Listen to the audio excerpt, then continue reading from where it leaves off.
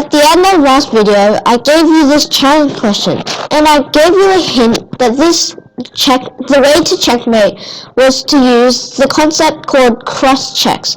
Now, if you look up the definition of cross checks, you will find that cross checks are checks which your opponent answers with a check of its own, or vice versa. So, at first it may seem that knight to c7 is the way to go, but it turns out it isn't, because remember stalemate. It's his turn, and he does not have any legal moves. So let's go back. The correct move was actually queen to a6 check. By playing queen to a6 check, we force black to play queen to a7, checking our own king. Now we play a cross check to his cross check, and that is knight to b6, blocking out his queen check and checking the king. Now obviously he cannot take our knight, so he must move the king to b8. Then finally we checkmate on c8. Today I will be discussing a concept in my new series called Even More Advanced Chess Concepts.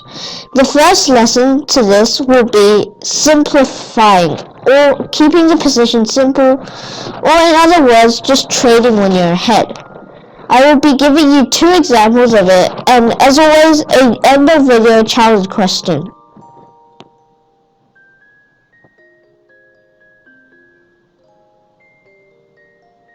The idea of simplifying is really simple, get it? Simplifying is when you want to make the position more simple for you.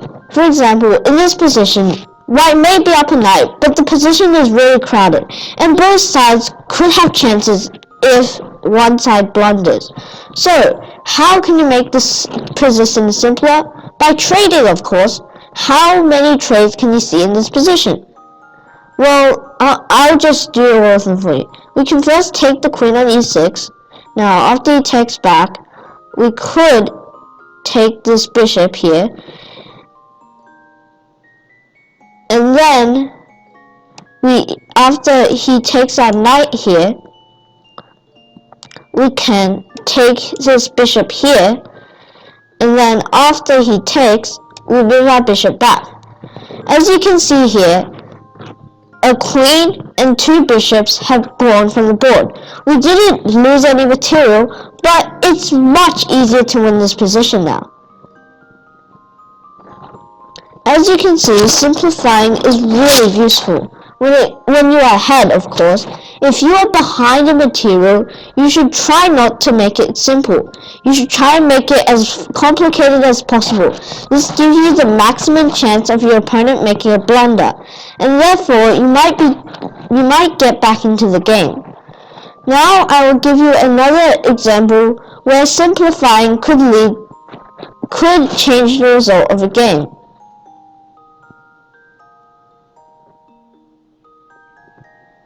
Now, before we begin, I want you to evaluate this position. What can you see?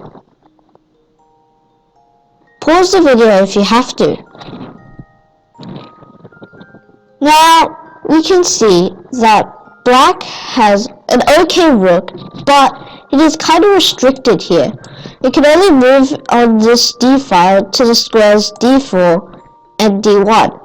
And you may have also noticed that black has a passed pawn on the h file, whereas black has this pawn on d7, which hasn't even moved yet.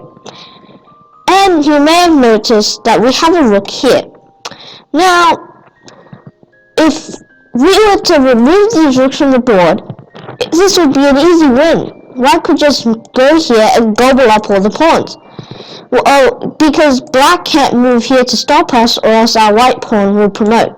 So, what is the way that we can simplify?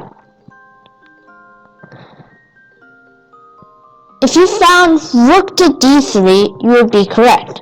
This move is the way for you to win, because he has no other move but to take back, because he can't move to e6 or to c6.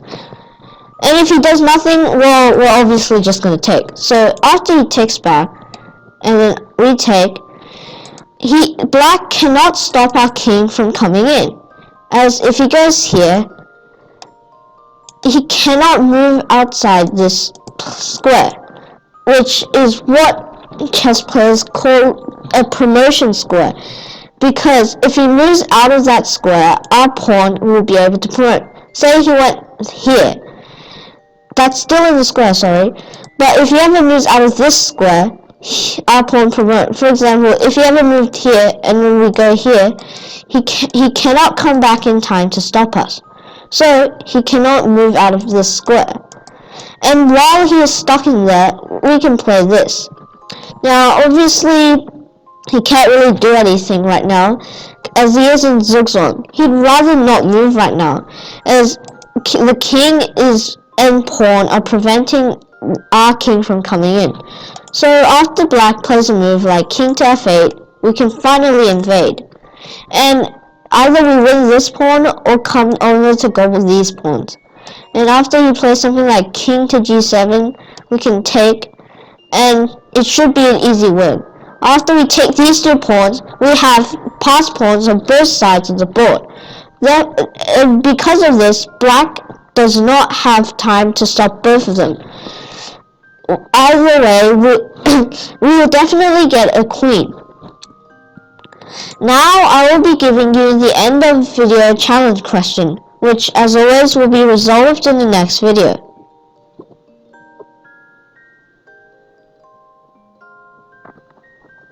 This end of video challenge question is a fun one. I want you to find all the different ways that white could checkmate black in this position. Whether it be a knight checkmate like knight to c3 or a queen checkmate like queen to b2. There are loads. I want you to count how many different checkmates there are. And if you find the correct answer, let me know in the comment section below. That's it for today, and thank you for your time. If you enjoyed the content, please consider to like, subscribe, and turn on the notification bell. Thank you.